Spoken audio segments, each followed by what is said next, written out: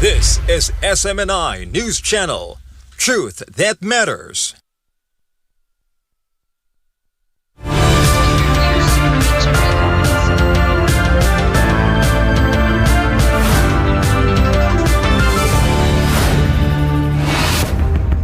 In the headlines, we begin with stalled diplomacy in Switzerland. Talks to end the war in Ukraine ended in Geneva without a breakthrough. President Zelensky accused Russia of dragging out negotiations as the war neared its fourth year. While talks stall in Europe, Moscow is reaffirming its alliance with Havana amid a growing energy crisis. Russia pledged support for Cuba's fuel shortages worsen. Foreign Minister Sergei Lavrov accused Washington of trying to suffocate the island. The energy squeeze is also hitting Ukraine as two countries halt fuel shipments. Hungary and Slovakia suspended diesel exports after disruptions in the Druba pipeline. The move sparked a new standoff, with Budapest accusing Kiev of political blackmail. From energy tensions to political change, Japan's first female leader is promising a new era. Prime Minister Sanai Takeichi vowed a bright future after her landslide win. She pledged economic and defense reforms to revive Japan. Former President Duterte has issued a sharp statement from The Hague. Duterte is waiving his right to attend his ICC confirmation hearing. He called his detention a kidnapping and rejected the court's authority.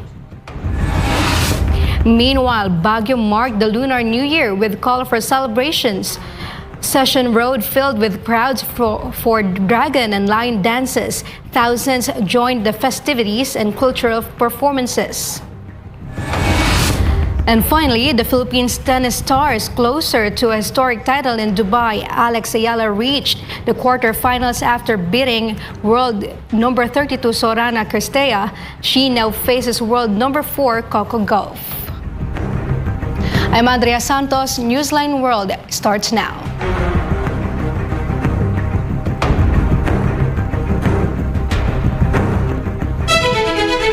Diplomatic efforts to ease the war in Ukraine are hitting another wall. The latest round of high-stakes talks involving Ukraine, the United States, and Russia has ended without a deal on the most critical issues, even as the conflict nears its fourth year. Carlo de la Peña has the details. The newest attempt to find common ground on Ukraine has wrapped up in Geneva. But once again, negotiators walked away without a breakthrough. The two-day trilateral talks brought together delegations from Kiev, Washington, and Moscow, aiming to narrow deep divisions over how to end the war. Day one stretched for 6 hours in both bilateral and three-way formats, followed by 2 more hours of discussions the next day. But Ukrainian President Volodymyr Zelensky confirmed that no agreement was reached on the most sensitive issues. Станом на сьогодні не можемо сказати, що результат достатній. Військові поспілкувались з частини питань серйозно та змістовно. Чутливі політичні питання, питання про можливі компроміси та необхідну зустріч лідерів ще не опрацьовані достатньо. Zelensky said negotiators tackled several flashpoints, including how a ceasefire might be monitored with US involvement, as well as politically charged topics like the Donbas region and the fate of the Zaporizhzhia nuclear power plant, Europe's largest nuclear facility. Ukraine's chief negotiator Rustem Umerov described the talks as intense, saying progress was made, but offered no specifics. We're focused on working through the key provisions required to finalize the process. This is complex work that requires alignment among all parties in sufficient time. There's progress, but no details can be disclosed at this stage. He added that the next phase is to build enough consensus to elevate decisions to national leaders with what he called the ultimate goal, a just and lasting peace. On the sidelines, Ukrainian officials also met with representatives from several European nations, including France, Britain, Germany, Italy, and Switzerland, underscoring Europe's stake in the outcome. From Moscow's side, wars and land claims, analysts say the gap between both sides remain wide, making any major breakthrough unlikely in the near term. With the war approaching its 4th anniversary, diplomats say talks will continue, but expectations for a swift deal remain low as both sides hold firm on their red lines. Reporting for Newsline World, this has been Carlo de la Peña, SMNI News. Meanwhile, Russia has reaffirmed its commitment to stand by its strategic ally, Cuba, as the island nation struggles under a severe energy blockade imposed by the United States. Let's hear more from Jane Conita. In the halls of the Russian State Duma, the historic alliance between Moscow and Havana was on full display as both nations moved to counter what they described as U.S. economic strangulation. Russian State Duma Deputy Chair Ivan Melikov vowed to provide comprehensive parliamentary assistance to Havana, while Cuban Foreign Minister Bruno Rodriguez Parilla denounced Washington's actions as a violation of international law. Melnikov and Rodriguez held intensive talks focusing on immediate relief for the island's energy crisis. The meeting follows a series of aggressive measures from Washington, including U.S. President Donald Trump's executive order threatening tariffs on any nation supplying oil to Cuba. Melnikov made it clear that Moscow will not buckle under pressure, emphasizing that Russia does not abandon its friends in times of trouble. He venido a expresar profunda gratitud por el invariable y permanente apoyo de la Federación de Rusia a Cuba, especialmente en estos tiempos de dificultad. Como se anticipó varias veces por nuestros líderes, el actual orden internacional, que tenía que ser profundamente reformado, sin embargo, está siendo destruido. The timing of the visit is critical. Cuba is currently grappling with widespread fuel shortages and a collapsing power grid, a situation exacerbated by the U.S. military operation in Venezuela on January 3, which cut off Havana's primary oil supply. In response, the Russian embassy in Havana announced that humanitarian shipments of oil and petroleum products are expected to arrive in the near future.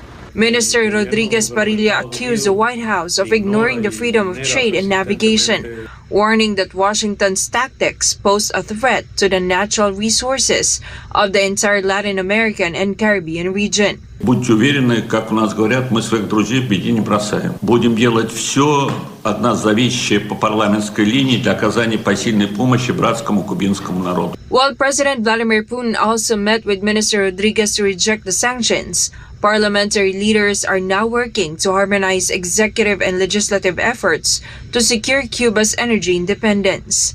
Despite the threat of secondary sanctions, Moscow's renewed commitment signals a determination to maintain its influence in the Caribbean. As the first Russian oil tankers prepare to set sail for Havana, the geopolitical tug-of-war over the island continues to test the limits of international law and sovereign alliances. This has been Jane Conita, your global citizen correspondent, reporting for Newsline World. Meanwhile, the Russian Pacific Fleet has conducted a series of high-stakes anti-submarine maneuvers in the strategic waters of Avachinskaya Bay. The exercises centered around the warship MPK-82, focused on neutralizing mock enemy threats attempting to breach Russian territorial waters. As regional tensions persist, the drills highlight Moscow's ongoing efforts to sharpen its defensive capabilities in the Far East. Deep in the naval training grounds of Kamchatka, the Russian Pacific Fleet's small anti-submarine warship MPK-82 was captured in a display of maritime force. Official footage reveals the ship's RBU-6000 rocket launcher lighting up the night sky during live-fire exercises. According to the fleet's press office, the crew was tasked with a K-2 training assignment, detecting and intercepting a stimulated enemy submarine attempting a covert entry into Russian waters. The mission, conducted under the water of darkness, reportedly achieved all its technical objectives, demonstrating the crew's proficiency with specialized rocket bomb systems. These maneuvers are part of a broader training plan for the Pacific Fleet in 2026, aimed at maintaining high operational readiness in the Far East. While the Russian Ministry of Defense routinely publishes such drills to showcase military strength, they serve as a reminder of the heightened security posture in the North Pacific. The successful completion of the nighttime engagement confirms the fleet's ability to defend sensitive maritime corridors against underwater intrusion, even in the challenging environments of Kamchatka Peninsula.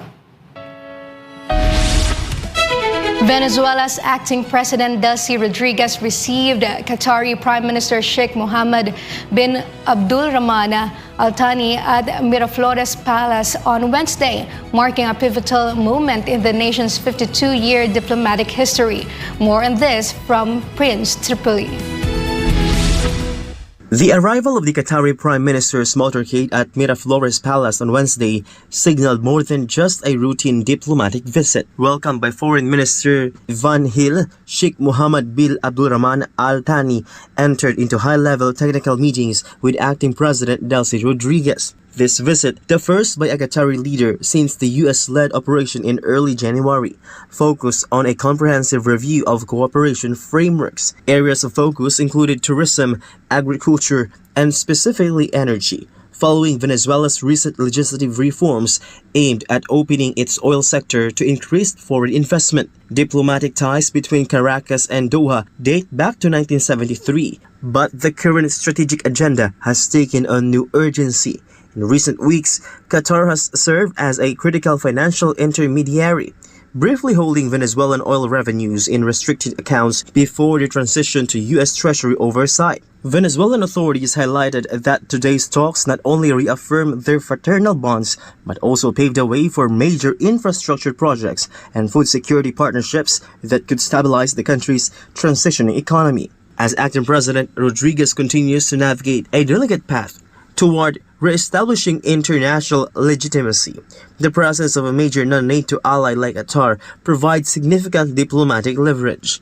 The two sides agreed to maintain open communication channels and explore new investment opportunities in the mining and cultural sectors. With a clear path ahead for foreign capital, the outcome of the summit could prove vital in determining Venezuela's economic trajectory for the rest of 2026. Reporting for Newsline World, this has been Prince Tripoli, SMNI News.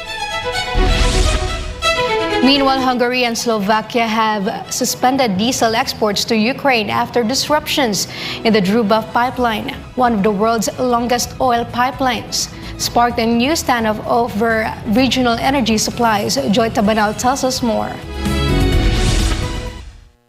Hungary announced an immediate suspension of diesel fuel deliveries, with Foreign Minister Peter Szijjártó saying shipments will resume only once crude oil transit through the Druzhba pipeline is restored. He also blamed Ukrainian President Volodymyr Zelensky for not restarting oil transit for political reasons, which deliberately places Hungary's energy supply at risk. The minister said Hungary cannot risk its own energy security to guarantee supplies to another country. Slovakia followed suit, with Prime Minister Robert Fico confirming that the Bratislava-based Slovnaft refinery will now keep diesel for domestic use, and warned that power supplies to Ukraine could be cut if pipeline disruptions continue. He also criticized Zelensky, accusing him of blackmailing Slovakia with oil in an attempt to bring Ukraine closer to the EU. Dnes ukrajinský veľvyslanec, náš veľvyslanec na Ukrajine, podal oficiálnu nótu na predstaviteľov Ukrajiny so žiadosťou, aby nám vysvetlili, prečo nie sú dodávky ropy, ktoré patria spoločnosti Slovnaft, prečo sme poškodzovaní, a prečo sme opätovne nútení ako pri plyne hľadať nejaké iné alternatívy, ktoré sú drahšie a predovšetkým, ktoré nás vedú k plateniu vyšších tarifných poplatkov. Verejnosť má právo na informácie za predpokladu, že by tu boli seriózne médiá, ktoré by nešírili paniku. Verejnosť v danej situácii nie je ohrozená. My riešime technický problém ktorý spôsobil politickým rozhodnutím prezident Zelenským. Tam prosím volajte, tam telefonujte, neobracajte sa na mňa. Buďte takí láskaví a choďte tam. Zoberte kamery, choďte na Brody a ukážte slovenským občanom, že čo sa vlastne stalo, že či naozaj to také zničené a rozbombardované, že nemôže ísť ruská ropa, ktorá je presne určená na spracovanie v rafinérii Slovnaft. Ukrainian Foreign Minister Andriy Sybiha previously blamed a Russian attack for the halt of crude oil via the Druzhba pipeline, though both Hungary and Slovakia have accused Ukraine of deliberately delaying the restart. The Druzhba pipeline, which carries Russian oil through Ukraine to Central Europe, has faced repeated interruptions since last year amid the ongoing conflict. Slovakia has declared a state of emergency over oil supplies and plans to release up to 250,000 tons from national reserves to keep its refinery running. Energy analysts warn that these tensions could further disrupt regional fuel markets and strain relations between Ukraine and its Central European neighbors. Joy Banao, your citizen correspondent reporting for Newsline World. Up next, former President Duterte has issued a sharp statement from The Hague. Duterte is waiving his right to attend his ICC confirmation hearing. He called his detention a kidnapping and rejected the court's authority. Japan's first female leader is promising a new era. Prime Minister Sanai Takaichi vowed a bright future after her landslide win. She pledged economic and defense reforms to revive Japan. More news when Newsline World returns.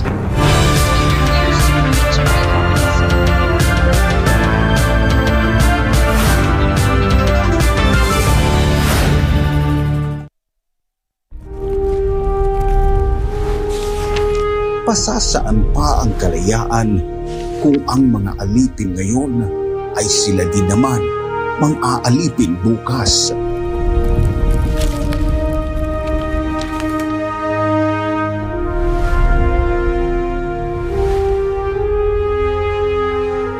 Ibigin mo ang iyong bayan ng sunod kay Bathala, sa iyong kapurihan at higit sa lahat sa iyong sarili.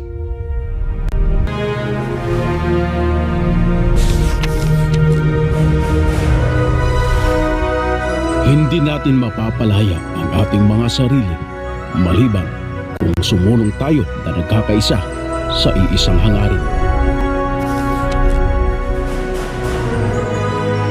Ang tunay na makabayan ay ang tumutupad ng pagpapabuti ng kanyang mga kapwa, gaano man kaaba ang kanyang katungkulan. Naway magsilbing paalala ang kanilang mga salita upang lalo nating mahalin at tapat na paglingkuran ang minamahal nating inang bayan.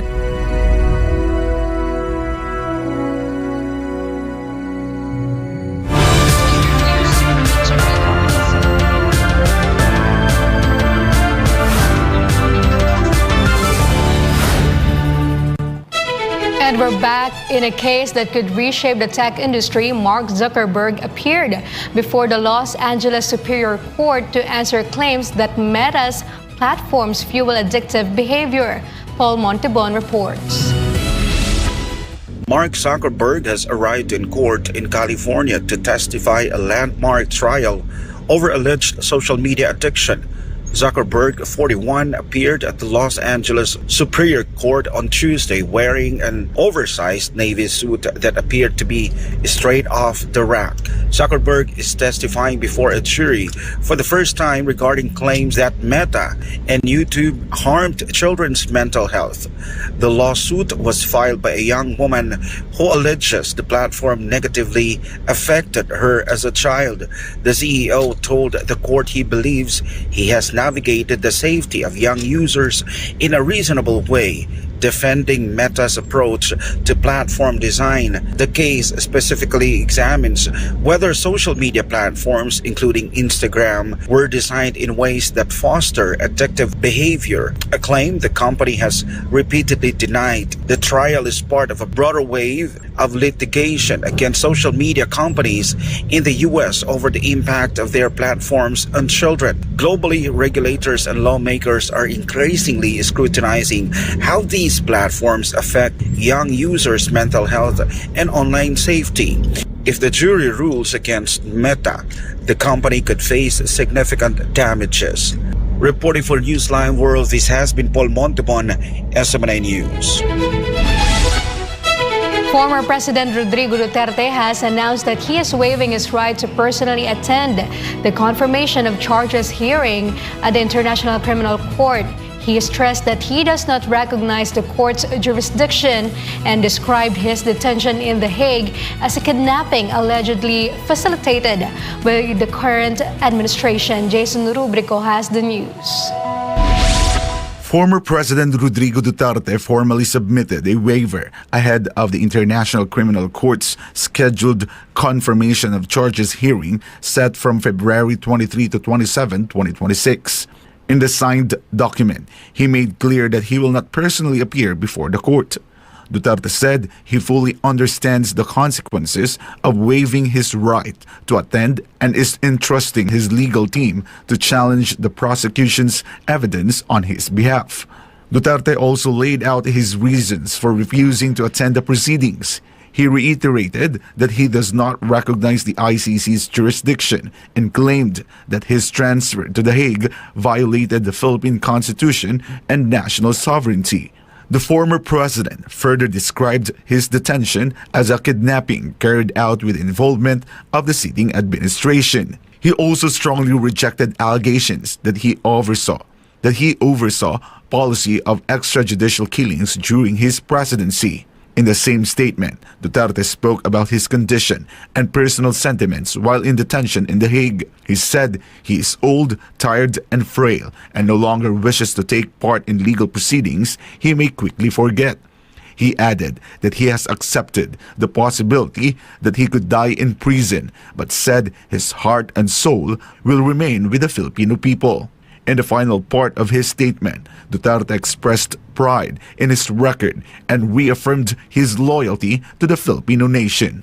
Reporting for Newsline World, I am Jason Rubrico, SMNI News. Meanwhile, Japan's Prime Minister Sanai Takaichi promised a bright future for young Japanese and reaffirmed her commitment to sweeping reforms following the LDP's unprecedented electoral success. Faith Agustin reports.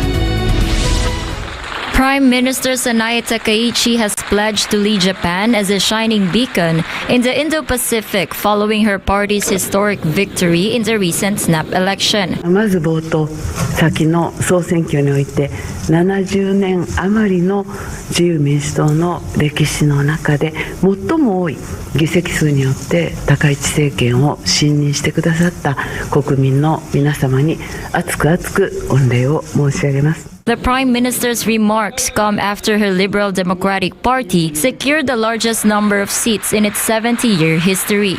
She expressed gratitude to Japanese voters for their confidence in her administration. 自民党単独で3分の2超の議席を獲得したことで私が大きな権力、白紙人情を得たという方もおられます。そのようなつもりは全くございません。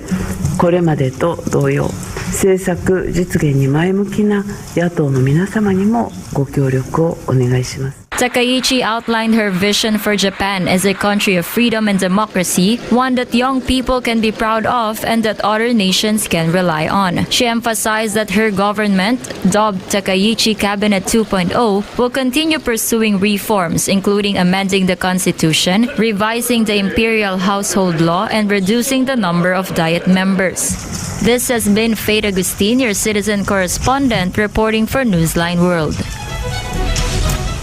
The holy month of Ramadan has officially begun in the United Arab Emirates, marked by the iconic firing of the Ramadan cannon at the Sheikh Zayed Grand Mosque in Abu Dhabi. The resonant boom of the Ramadan cannon echoed through the courtyards of Sheikh Zayed Grand Mosque on Wednesday, signaling the end of the first day of fasting for 2026. As muskets and cannons announced the breaking of the first fast, the mosque unveiled an expanded array of services and initiatives designed to accommodate hundreds of thousands of worshippers seeking a spiritual reflection during this sacred time. A ceremonial unit performed the age-old tradition, a cultural staple that alerts the faithful it is time for iftar. As Muslims observe the fast from dawn to sunset, one of the 5 pillars of Islam, the Sheikh Zayed Grand Mosque, serves as a beacon of faith and hospitality. Throughout the holy month, the mosque will continue to host special lectures and communal meals, fostering a sense of peace and unity across the capital. President Ferdinand Marcos Jr. emphasized that education remains a primary priority of his administration, with more than 1.34 trillion pesos allocated to the sector this year. The statement was made during the mass oath-taking ceremony of newly promoted teachers held in Bulacan. Creselyn Catarong reports. President Ferdinand Marcos Jr. led on Thursday the Move Beyond for Service and Excellence mass oath-taking ceremony for newly promoted teachers and school heads under the expanded career progression for the Bulacan and Pampanga cluster, held in San Jose del Monte. Also present at the ceremony were Education Secretary Sonny Angara, Pampanga 2nd District Representative Gloria Macabal Arroyo, along with several local officials of Bulacan. In his speech, President Marcos acknowledged the long wait many teachers endured for promotion and assured them of the government's continued support for their profession. Bawat lesson plan na ginawa ninyo, bawat karanasan sa silid-aralan na nililikha ninyo, bawat mabuting asal na itinuturo ninyo, doon unti-unting nabubuo ang kumpiyansa at pangarap ng ating mga estudyante. Walang katumbas ang sakripisyo ng ating mga guro. He noted that the Bulacan ceremony marked the third oath-taking under the expanded career progression system, following earlier ceremonies in Ilocos Norte and the National Capital Region. Marcos stressed that a true measure of a nation's progress lies in the future it prepares for its youth, highlighting the crucial role teachers play in nation building. As proof of the administration's commitment to education, the president announced that more than 1.34 trillion pesos has been allocated to the education sector this year, equivalent to over 4% of the country's total economy. In addition, the government launched the Yaman ng Kalusugan program or YAKAP Caravan, which aims to bring medical services directly to teachers, including free laboratory tests, consultations, medicines, and other health services. The service recognition incentive for the previous year has also been distributed. Teachers have likewise received a 10,000 pesos teaching allowance for school year 2025 to 2026 and a 7,000 medical allowance starting 2025. The government continues to open more senior positions to expand promotion opportunities under the expanded career progression. Teach not only knowledge, but empathy. Not only skills, but character. Because long after the lessons are over, what your students will remember most is how you made them believe in themselves. Meanwhile, Marcos Jr. also visited a public elementary school in San Jose del Monte, Bulacan, to inspect the implementation of the government's YAKAP program. Reporting for Newsline World, this has been Creselyn Catarong, SMNI News. Meanwhile, the Senate has approved a bill that will establish a special commission focused on strengthening food production in the country. The commission aims to develop solutions to assist local farmers and fisher folk. Here are the details from Angel Pastor. With 17 votes in favor and 2 against, Senate Bill number 1624, creating the Congressional Commission on Agriculture, Fisheries and Food Security, or AgriCom, has passed its third and final reading. The bill was sponsored by Senator Francis Kiko Pangilinan. Under the proposed, AgriCom will consist of 10 members, 5 from the Senate and 5 from the House of Representatives, led by the chairpersons of their respective agriculture committees. The Commission's primary task is to assess the current state of the sector and recommend immediate solutions as well as long-term reforms. An initial fund of 200 million pesos has been allocated for the Commission's operations. The Commission's recommendations are expected to help increase food production, strengthen the livelihoods of farmers and fisherfolk, and ensure sufficient and affordable food for all Filipinos. For God of my beloved Philippines, Asia Pastor, SMNI News. When we return, Baguio City marked the Lunar New Year with colorful celebrations. Session Road filled with crowds for dragon and lion dances. Thousands joined the festivities and cultural performances. And finally, the Philippine tennis star is closer to a historic title in Dubai. Alex Ayala reached the quarterfinals after beating world number 32 Sorana Castella. She now faces the world number 4 Coco Gauff. More news after the break.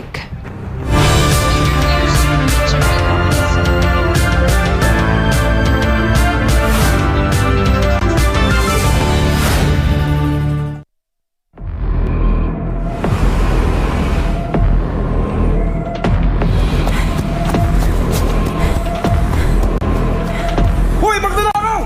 Tingnan! Pulis ka! Hala, magnanakaw! Magnanakaw! Magnanakaw! Hoy, magnanakaw! Magnanakaw! Magnanakaw! Ano kayang gagawin ko? Ipamimigay ko yung konti para tumigil sila sa pag-iingay. Pare, magnanakaw, namimigay ng pera. Eto ang sayo. Wow! Ang bait ng magnanakaw! Eto naman sayo. Kuya, yung eto share ko! Sana Huwag ka nang maingay. Eto pa. Tama na yan. Nakikipalato lang kayo eh. Huwag nang maingay.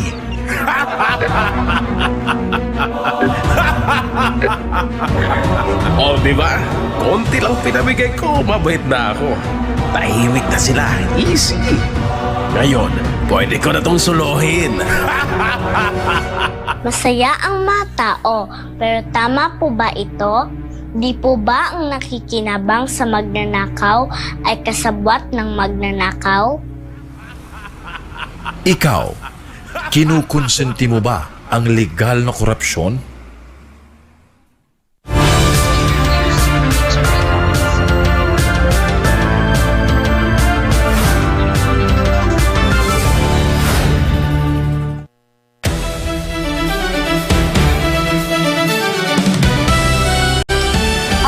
Ayala continues her breakthrough run in Dubai, reaching the quarterfinals with a straight sets win over Sorana Castella and setting up a clash with world number 4 Coco Gauff.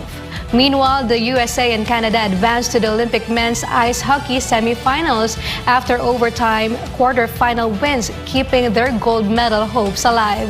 Here's Carlo De La Peña reports. Coming off a statement win over a top 10 opponent in the previous round, Alex Ayala sustained her momentum with a composed 7-5, 6-4 victory against Sorana Castella in the round of 16. The 20-year-old Filipina, ranked number 47 in the world, needed 1 hour and 38 minutes to eliminate the world number 32 Romanian. Ayala trailed 4-5 in the opening set and was on the verge of dropping it, but she answered with 3 straight games, capped by a strong service hold in the 12th game to clinch the set 7-5. She then dominated early in the second frame, building a 4-0 lead. Castella fought back and narrowed the gap to 5-4 after winning 3 straight games, but Ayala stayed steady and held serve to seal the match 6-4 to the delight of the crowd. Awaiting her in the quarterfinals is world number 4 Coco Gauff, who rallied past Elise Mertens to 6-7, 6-9, 6-3. Ayala has already proven she can stand her ground against elite competition after defeating world number 8 Jasmine Paulini 6-1, 7-6, 5 in the round of 32.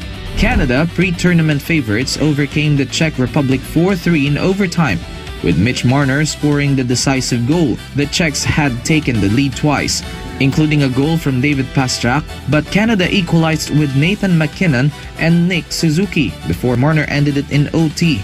Captain Sidney Crosby exited early with a leg injury. The USA needed overtime to defeat Sweden 2-1, with Quinn Hughes scoring 3:27 into the extra period after Mika Zibanejad had tied the game for Sweden in the third. Dylan Larkin gave the Americans the lead in the second period. In Friday's semifinals, Canada faces reigning champions Finland men's ice hockey, who beat Switzerland 3-2 in overtime, with Arturi Lekkonen scoring the winner, while the USA takes on Slovakia men's ice hockey, who thrashed Germany 6-2. Both Canada and the USA rosters feature NHL stars competing at the Olympics for the first time since 2014, setting up a high-stakes semifinal showdown for the gold medal. Reporting for Newsline World, this has been Carlo de la Peña bringing you the latest sports news.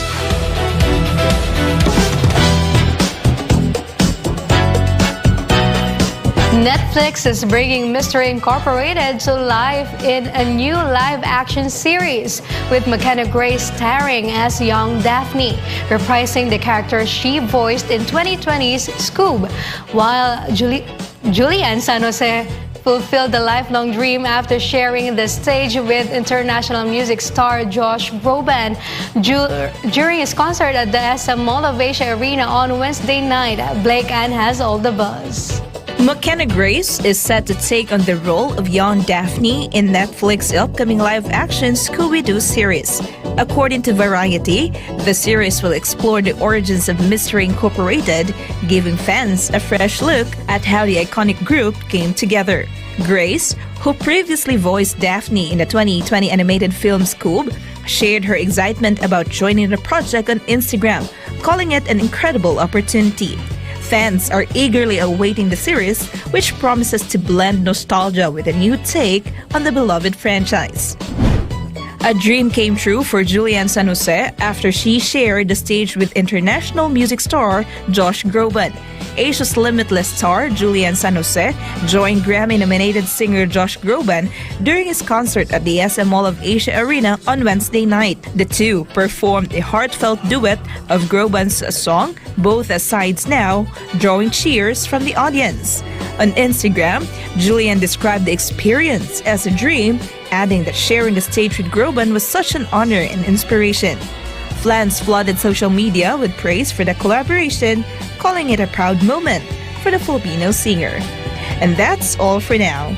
I'm Blake Ann, bringing you the latest showbiz.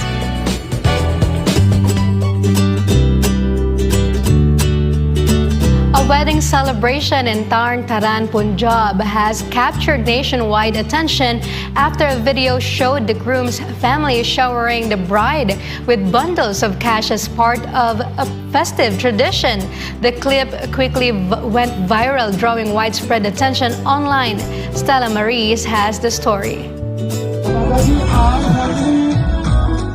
This viral video circulating online shows a bride in Punjab appearing to be living a fairy tale moment that many brides could only dream of. Relatives joyfully tossing cash into the air while the bride stands at the center of the celebration, smiling amid the cheers and music. The grand gesture, often associated with celebratory costumes in some Punjabi weddings, sparked conversations across social media platforms. Initial online posts claimed that crores of rupees were distributed during the event. However, reports from reputable outlets clarify that those figures were exaggerated. According to statements cited in the reports, organizers and members of the groom's family explained that the amount showered was estimated to be around 2 to 4 lakh, or roughly $2,200 to $4,400, with some foreign currency notes included, a far smaller sum than the viral claims suggested. Despite the clarification, the video continues to trend online. While it sparked debate over the display of cash at weddings, many netizens also came to the defense of the bride and the groom's family, saying the gesture was part of the celebratory tradition and a personal matter. Supporters described it as a joyful expression of generosity and Punjabi wedding grandeur, while others simply expressed amazement at the spectacle. This has been Stella Maris, your citizen correspondent, reporting for Newsline World.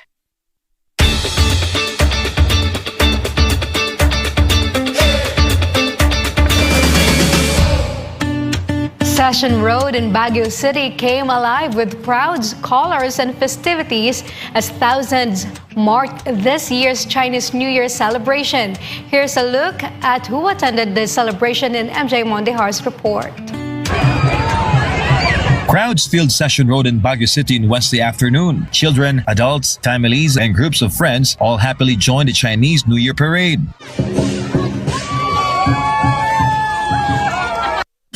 Taon-taon inaabangan ang parada dito sa Baguio City kung saan ang lahat ng mga lokal mula sa ibang bahagi ng Baguio, mga taga-Benguet at mga karating lugar ay nagpupunta para makisaya.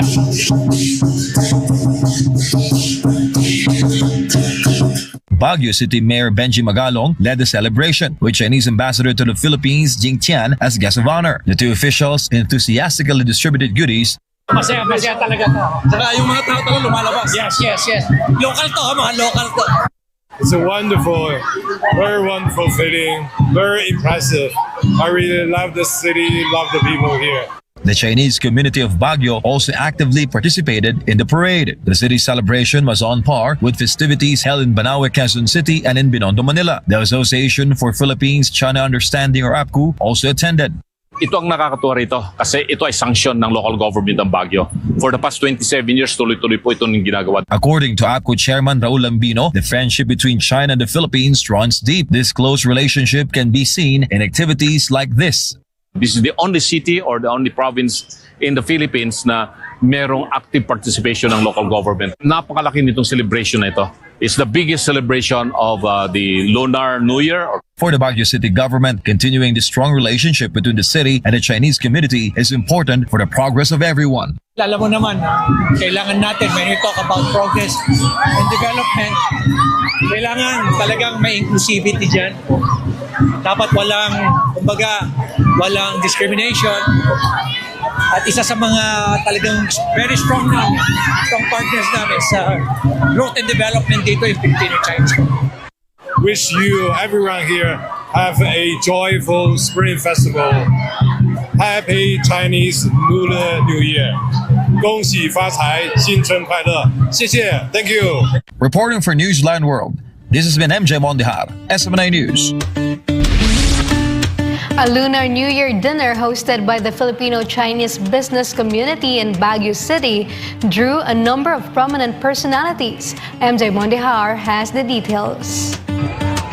Following a parade along Session Road on Wednesday afternoon, the Filipino-Chinese business community in Baguio City hosted a dinner later that evening to commemorate the Lunar New Year. What we are doing has already been many years. Ang ginagawa namin, we take this as an opportunity during the Spring Festival to renew our friendship between the Filipino and the Chinese community, especially peoples to peoples exchange and relationship. Benjamin Magalong, Mayor of Baguio City, attended the dinner and expressed his gratitude to the Chinese business community for its steadfast partnership with the city government. Chinese Ambassador to the Philippines Jing Tian also graced the event, aiming to further strengthen the close relations between China and the Philippines. The Chinese envoy stated that they will continue to engage in close discussions with the Philippine side to resolve differences regarding disputed territories in the South China Sea through peaceful dialogue. For local businessman Peter Nang, the most effective way to address these differences is through direct communication. Maybe we need dialogue. I have a lot of friends here in Baguio. I always told them na yung mga konting dispute, pwede na din pag-usapan. Pero if national interest, let the billion politician resolve it na lang. Tayo kasi we are in the lower level. We just take good care of our day-to-day business. On Thursday, Nang and other leaders of the Filipino-Chinese business sector in Baguio met with Mayor Magalong and Ambassador Tian. I think they can resolve that problem. Kasi tayo, we are in the local level. Ang ginagawa namin is to take good care of our peoples-to-peoples relationship. Amigo tayo parati. The move is seen as a productive step to help local businesses here in Baguio City to thrive with international partners like China ready to help at hand. Reporting for Newsline World, this has been MJ Mondihar, SMNI News. And before we end, may you be inspired with the words of the sun.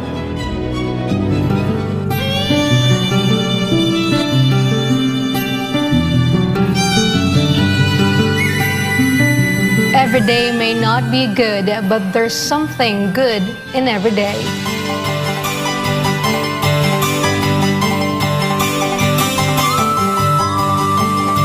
And that's all for this edition of Newsline World. For God and my beloved country, the Philippines, I'm Andrea Santos. Thank you for watching. Goodbye.